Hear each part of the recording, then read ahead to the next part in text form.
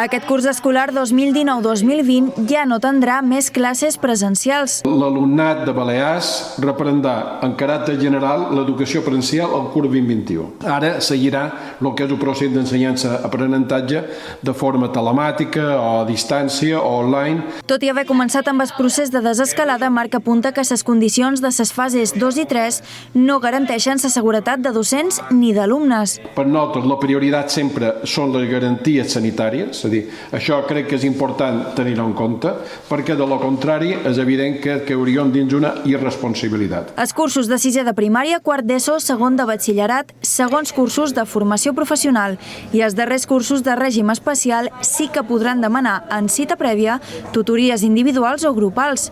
En cas de ser grupals, no es podran superar a 5 alumnes per tutoria. De caràcter d'orientació o de matèria, de cara a poder compensar o clarificar alguns dels problemes que puguin tenir. Això significa que tampoc es reprendrà l'educació de 0 a 6 anys. Per la Conselleria d'Educació, la conciliació familiar és molt important, però el sector educatiu no és la resposta i apunten en el govern d'Espanya com a peça clau. Nosaltres pensam que sí que ha de fer una proposta de conciliació, però no a través d'aquesta possibilitat d'anar a les activitats educatives de 0 a 6 anys. En quant a l'educació de 0 a 3, algunes escoletes autoritzades sí que podran obrir voluntàriament, però seguint sempre amb estrictes mesures d'higiene.